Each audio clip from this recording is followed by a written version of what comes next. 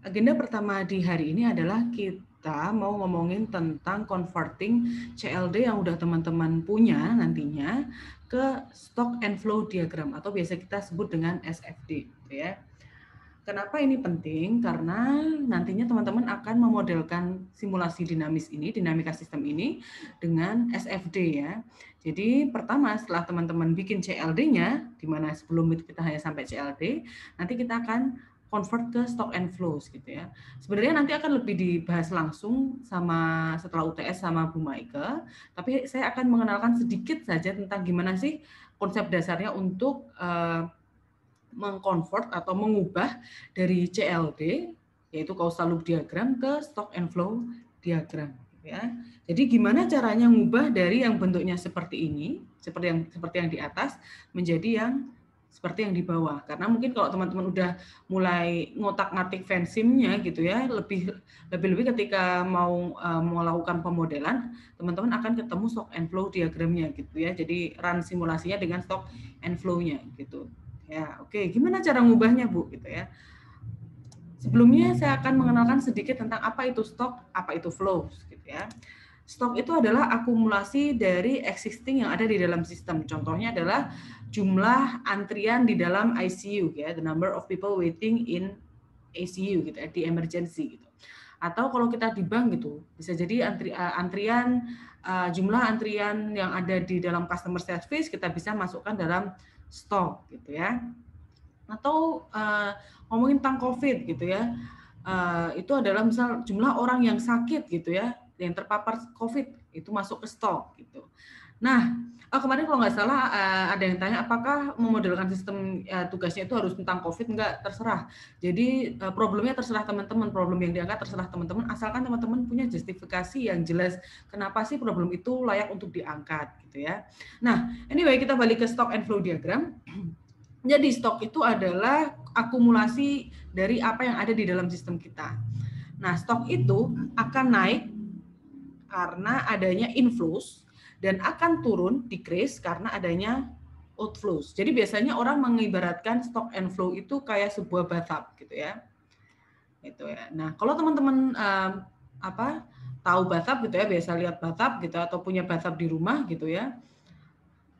Nah, bathtub itu kita ibaratkan sebagai stok, gitu ya, di mana dia akan dipengaruhi oleh inflow, yaitu aliran yang ada di keran, misal contohnya di sini ada keran.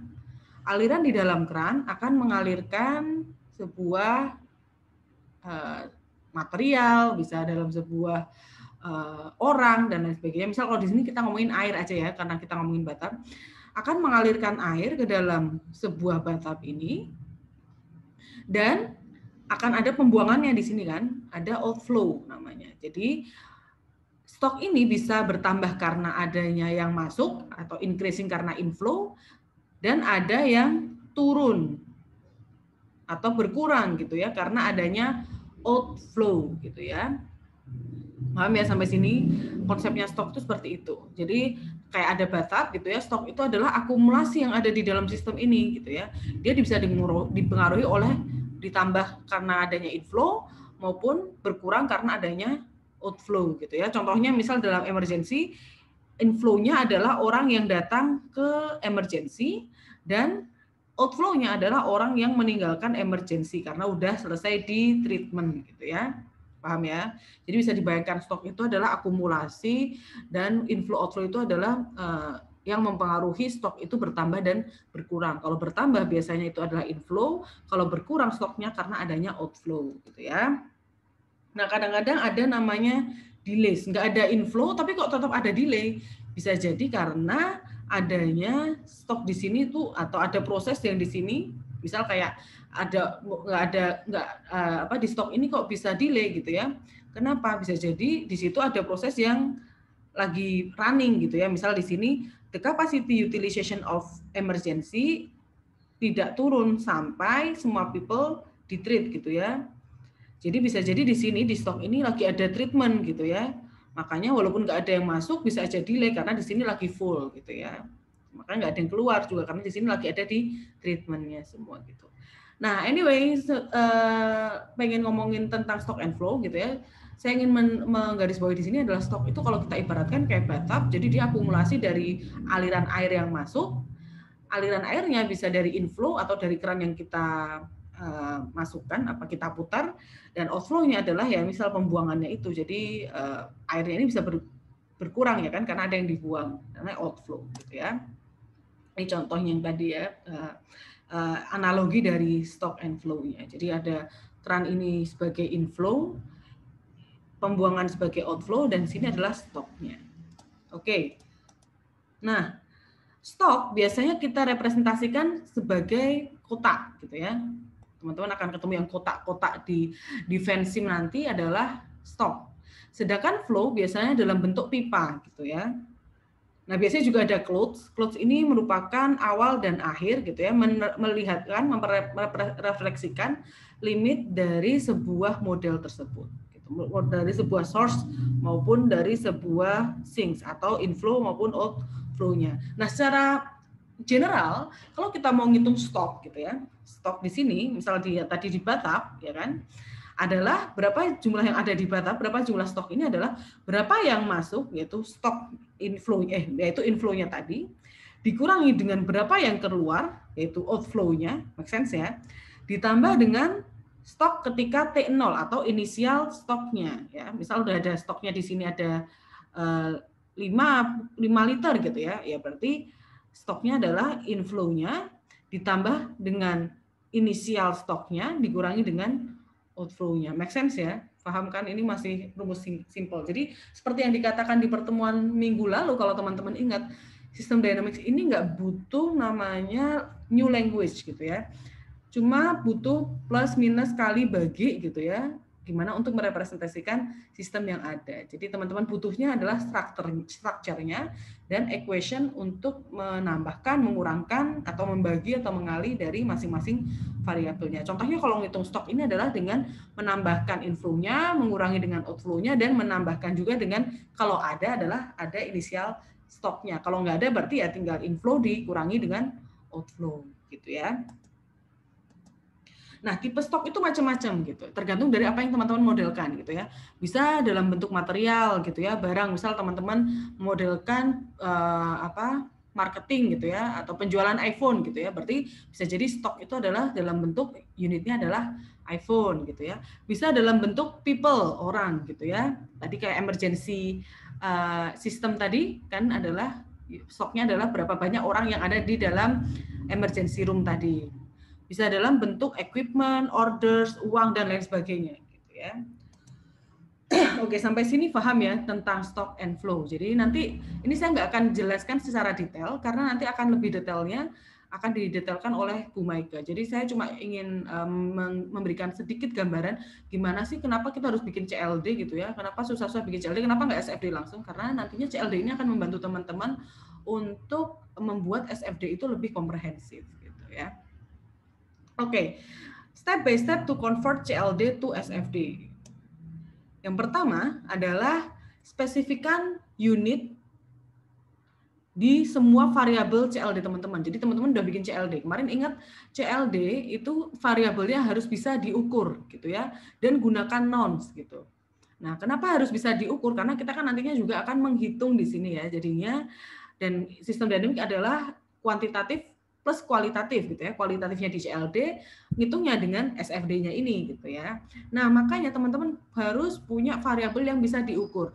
Nah, ketika kita ngomongin pengukuran pasti ada unitnya gitu. Nah, maka kita butuh definisikan variabel unit di variabel tersebut. Misal tadi, oh unitnya adalah orang, oh unitnya adalah barang gitu ya. Unitnya maksudnya sejumlah iPhone gitu ya. Maksudnya ada unitnya itu apa gitu ya, ukurannya apa gitu. Atau bisa jadi unitnya itu bukan barang atau orang, tapi barang per waktu gitu ya, karena itu bisa jadi inflow atau outflow-nya. Nah, setelah itu, nanti saya akan jelaskan lebih detail. Setelah itu apa yang kita lakukan adalah mengidentifikasi mana yang membentuk stok, mana yang membentuk flow gitu ya. Karena akan lebih mudah kita mengidentifikasi mana stok dan mana flow adalah dengan unitnya gitu. Biasanya yang bentuknya stok itu unitnya adalah seperti orang, tadi ya material dan lain sebagainya. Sedangkan flow itu biasanya berhubungan dengan fungsi waktu, misal kecepatan dan lain sebagainya, ya kan? Karena kalau kita ngomongin tentang tadi bathtub, ya aliran gitu ya adalah punya fungsi waktu ya, kecepatan, misal berapa air yang dialirkan dalam waktu gitu ya, berarti biasanya dalam bentuk flows gitu yang ada fungsi kecepatannya. Nah setelah punya stok dan punya flow, teman-teman yang lakukan adalah connect flow and stoknya gitu ya, dan stok ke flow-nya gitu. Setelah itu, nah gimana cara ngonekinnya ya sesuai dengan CLD teman-teman itu gitu ya. Oh ini berhubungan sama yang ini dan lain sebagainya. Nah, setelah dikonekkan, oh masih ada nih kira-kira ada remaining variables, ada variabel yang belum dikonekkan, tapi dia bukan stok dan bukan flow gitu ya. Terus itu apa ya Bu gitu ya? Nanti saya akan jelaskan lebih detail lagi. Di sini akan saya jelaskan satu persatu. Nah, setelah itu, setelah kita udah semua nih variabelnya udah dimasukkan nih ke dalam stock and flow gitu ya. Udah dimasukkan udah dikonekkan. Nah, kita cek lagi unit dari stock and flow-nya. Takutnya unitnya itu nggak matching. Jadi ketika nggak matching, ketika dikalkulasi jadi nggak matching. Misal yang satunya unitnya orang, yang satunya unitnya iPhone. Kan nggak mungkin ditambahin jadi orang dan iPhone gitu ya. Kalau bisa adalah unitnya sama, jadi bisa dijumlahkan gitu ya. Contohnya untuk menjumlahkan stok gitu. Jadi kita lihat stok dan flow-nya tadi, unitnya itu apa? Make sure gitu ya. Ketika unitnya sama, oh berarti bisa dijumlahkan dan lain sebagainya. Nah, selanjutnya mungkin kalau teman-teman udah bikin SFD secara keseluruhan, mungkin ada variabel lain yang perlu dikonsider. Nah, tambahkanlah itu di SFD. Walaupun mungkin nggak ada di CLD-nya ya, tapi ketika SFD teman-teman pikir itu ada, tambahkan juga di SFD-nya gitu ya. Dan update juga di CLD-nya. Kalau misal teman-teman mau bikin skripsi gitu tentang sistem dynamics, dua-duanya harus matching antara CLD dan SFD-nya gitu ya. Makanya SFD dan CLD itu bukan satu kali proses, itu adalah iteratif gitu. Jadi prosesnya adalah iterasi gitu. Oke. Nah, ini pertama adalah seperti saya katakan tadi, yang pertama yang kalian lakukan adalah spesifikasikan unit yang ada di CLD. Nah, teman-teman udah gambar nih CLD-nya. Gambar CLD jangan asal gitu ya, karena harus bisa diukur dan gunakan nouns gitu ya. Nah, CLD-nya itu variabelnya apa aja? Oh, ini unitnya ditentukan. Ini unitnya orang, ini unitnya apa dan lain sebagainya. Contohnya di sini di product life cycle causal loop diagram itu misal kita tentukan oh potential customer, terus install base, terus market size ya. Itu dalam satuan orang. Sedangkan orang yang beli produk itu satuannya adalah people per month, berapa banyak orang dalam bulan gitu ya yang beli produk. Gitu ya. Jadi pertama tentukan setelah teman-teman bikin CLD-nya, tentukan adalah unitnya apa sih gitu. Sampai sini paham ya. Setelah itu, setelah melakukan spesifikasi unitnya, yang teman-teman lakukan adalah identifikasi mana yang stok dan mana yang flow gitu. Biasanya yang flow itu ada hubungannya, variabel yang flow itu hubungannya dengan waktu gitu ya, bisa hubungannya dengan flow. Tapi meskipun nggak semua yang berhubungan dengan waktu itu adalah flows, tapi biasanya flows itu inflow maupun outflow itu ada satuan waktunya gitu ya. Nah, yang stok biasanya seperti saya katakan tadi, bisa dalam bentuk orang, material, atau apapun itu. Misal kalian mau bikin sistem dinamik tentang sampah, bisa jadi itu adalah kilogram sampah gitu ya, dan lain sebagainya gitu ya. Lalu double check juga mana mana yang masuk stok gitu ya. Gitu juga yang flow gitu. Nah, tadi yang tentang contohnya yang di sini flow-nya stoknya adalah potensial customer gitu ya, karena dia dalam satuan orang gitu ya. Install base ini satuannya orang, oh stok. Market size ini satuannya orang, apakah dia stok ya? Belum tentu gitu ya. People buying product, oh satuannya per month nih, oh bisa jadi ini adalah flow gitu ya. Nah, di sini ada dua stok, yaitu potensial customer dan install base. Nah, lalu setelah kita punya stok, oh harus ada yang hubungin. Adalah flow. Flow tadi adalah yang bisa menambahkan dan mengurangi stok gitu ya. Jadi flow tadi kan kayak bathtub, yang bisa menambahkan atau mengurangi stok adalah flow. Gitu ya. Only flow, hanya flow yang bisa menambahkan atau mengurangi stok gitu ya. Jadi kalau yang kayak tadi salah satunya adalah people buying product ya, bisa menambahkan maupun mengurangi stok. Ya, selain dengan identifikasi unit tadi, biasanya berhubungan dengan waktu, dan mengidentifikasi flow adalah yang menambahkan atau mengurangi stok, itu bisa jadi itu adalah flow gitu ya. Nah, lalu teman-teman konekkan antara stock and flow-nya tadi kan udah diidentifikasi mana stok, mana flow. Lalu teman-teman konekkan mana stok yang berhubungan dengan flow yang mana gitu ya. Nah, biasanya yang negatif effect maksudnya yang mengurangi itu outflow, mengurangi stok itu outflow ya kan. Yang mengurangi stok itu outflow, dan yang memberikan positif effect atau yang menambahkan itu biasanya adalah inflow. Inflow, yang ini outflow gitu ya. Nah, contohnya di sini dalam kasusnya ini people buying product ini bisa jadi inflow buat install base, tapi bisa jadi outflow buat potensial customer gitu ya. Oke. Sampai sini paham ya? Nah, yang kelima, seperti saya katakan tadi, setelah kalian udah bikin nih SFD-nya, yang kelima adalah teman-teman harus menambahkan variabel yang di CLD yang mungkin nggak masuk stock and flow gitu. Maksudnya apa nih Bu? Gitu. Karena nggak semua variabel itu bisa jadi stock atau flow gitu ya. Ada nama lain, ada variabel lain di SFD, biasanya kita sebut sebagai auxiliary. Auxiliary adalah variabel yang tidak berubah dalam fungsi waktu. Jadi dia akan konstan, bisa konstan, atau dia adalah efek dari penjumlahan gitu ya, calculation dari stock and flow-nya gitu ya. Paham ya? Jadi biasanya dia bukan sebuah bisa bertambah atau berkurang dalam fungsi waktu tertentu. Dia bisa berubah bentuk konstan atau dia adalah kalkulasi dari stock and flow-nya. Contohnya di sini di gambar yang tadi, total market size gitu ya, di sini total market size adalah auxiliary variable yang konstan. Ya kan, misal adalah market size.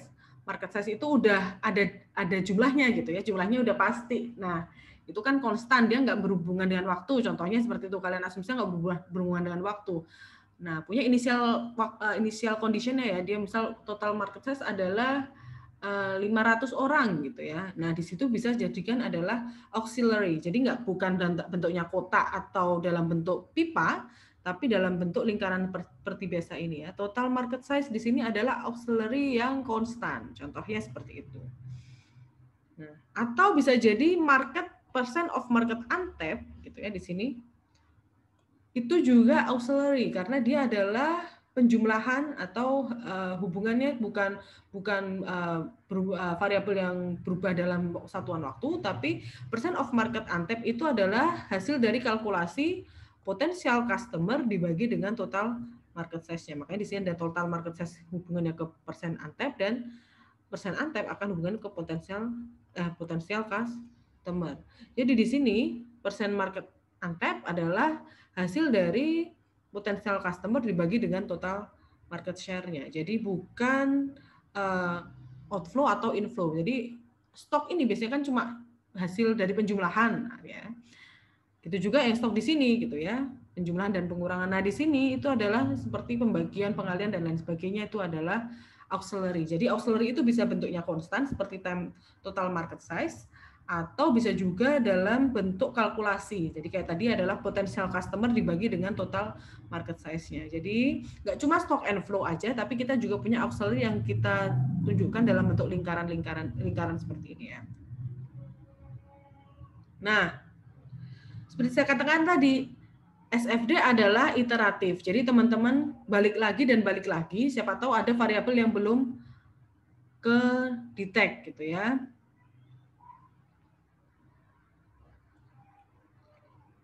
Nah,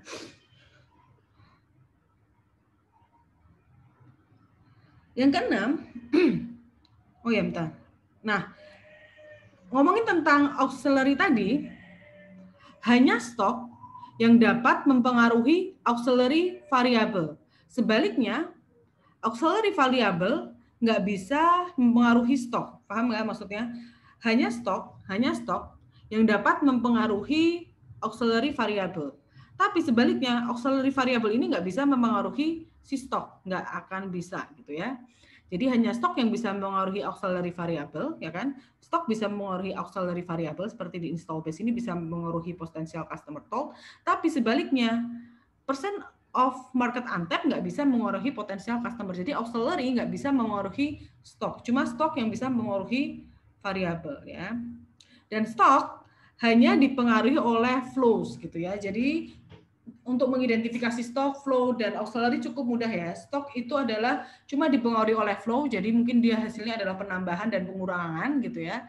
Kayak misal yang kemarin teman-teman masih ingat tentang rusa gitu ya, itu ada, kita pengen ngitung jumlah rusanya. Jumlah rusa ditentukan oleh berapa yang lahir dikurangi berapa yang mati, ya kan? Berarti itu stok, karena dia dipengaruhi oleh flow-nya. Flow-nya tadi misal rate dari kelahiran dan rate dari kematian gitu ya. Kemarin kalau masih ingat teman-teman ya. Nah, auxiliary di sini itu yang memengaruhi dari stok, tapi dia tidak bisa mengaruhi stok karena stok cuma bisa dipengaruhi oleh flow. Nah, tapi stok ini bisa mempengaruhi si auxiliary tadi gitu. Paham ya? Jadi auxiliary nggak bisa mengaruhi stok, stok cuma dipengaruhi oleh flows gitu ya, inflow maupun outflow. Tapi stok ini bisa mempengaruhi auxiliary gitu ya. Betul, oke. Nah, setelah teman-teman punya nih stock, flow, sama auxiliary-nya, nah teman-teman lihat lagi nih stock and flow diagramnya. Cek unitnya. Kenapa cek unitnya? Siapa tahu nih di stock teman-teman dan di flow-nya nggak matching unitnya gitu. Misal yang satu tadi, misal di stoknya tuh orang, yang di flow-nya adalah iPhone per bulan, kan nggak matching gitu ya. Jadi make sure lagi di SFD-nya cek unitnya gitu ya. Biasanya kita mulai dengan stoknya gitu ya, karena stok ini di SFD adalah kalkulasi dari penambahan inflow dan outflow gitu ya. Jadi contohnya, apakah stok yang kita akumulasikan itu mengandung material yang tepat? Contohnya misal jika di install base itu yang di yang tadi ini di install base ini adalah orang gitu ya satuannya. Misalnya install base ini adalah mengakumulasi dolar dan people buying product itu diukur dengan orang, maka unit dari install base ini adalah salah, ya kan? Contohnya tadi, jika people buying product tadi adalah orang per bulan dan install base di sini kalian kasih satuan dolar, jadi nggak matching kan? Padahal di sini harusnya adalah orang, ya kan? Karena di sini orang per bulan gitu ya, per bulan. Di sini dolar berarti nggak matching, berarti make sure lagi. Pastikan kalau stok kalian dengan flow kalian atau auxiliary dengan flow-nya, dengan stoknya punya unit yang sinkron gitu ya. Nah, jadi kayak tadi, misal install base-nya dolar, people buying product-nya itu dalam bentuk orang gitu ya, maka nggak matching gitu ya. Nah, step selanjutnya kalian bisa mulai dengan flows-nya gitu. Unit dalam flow gitu ya. Misal flow dari people buying product tadi adalah diukur dari people per month gitu. Tapi kalau kalian cuma punyanya adalah people per hour di people buying product, maka untuk jadi per month mungkin kalian perlu kali 30 gitu ya. Then you would have to change the time dari people per hour to people per month-nya gitu ya. Jadi semuanya harus matching gitu. Pastikan satuannya itu matching. Gitu ya. Di semua satuan yang ada di sini, di sini, di sini harus matching. Jadi jangan sampai kalian mengukur hal yang berbeda gitu ya. Karena kan yang kalau kita mau lihat adalah berapa sih stok yang ada di sini, berapa sih stok yang ada di sini. Misal kayak ngomongin COVID, berapa sih orang yang akan meninggal gitu ya. Kalau kalian ngomongin yang masuk adalah dolar per bulan kan nggak matching gitu ya. Jadi harus matching gitu ya. Yang ketujuh, yang terakhir adalah misal kalian menemukan ide baru untuk variabel yang udah ada di SFD sini gitu ya, ya tambahkan aja gitu, tambahkan asalkan itu sesuai dengan unitnya tadi ya. serta mau tambahin dari first iteration ini bisa ditambahin dengan hal lain, misal total kontaknya, kontak per person, dan lain sebagainya. Asalkan tiap unit di masing-masing auxiliary dan stock dan flow-nya semua itu punya unit yang matching, gitu ya. Nah, datanya dapat dari mana, Bu? Gitu ya. Misal ada yang tanya nanti, datanya dapat dari mana, Bu? Datanya bisa kita dapetin dari referensi, misal kamu nggak punya data empiris gitu ya, kalian bisa dapetin dari referensi, misal ada literatur review bilang, oh likelihood of potential customer to buy itu sekian, berarti tinggal kamu tambahin di sini, misal kalian set value 0,5 misal, dan lain sebagainya. Atau kalau kalian punya survei itu akan, atau empirical data akan lebih baik. Tapi misal kalian nggak punya data gitu ya, bisa pakai referensi yang terpercaya gitu ya. Jadi usahakan ada datanya. Gitu. Jadi semakin bagus datanya, semakin robust datanya, at least model yang akan kalian bikin akan semakin berguna gitu ya. Karena kemarin dikatakan model itu selalu salah, tapi ada beberapa yang berguna, useful gitu ya. Oke, untuk converting CLD to SFD sampai di sini, mungkin ada pertanyaan dari teman-teman.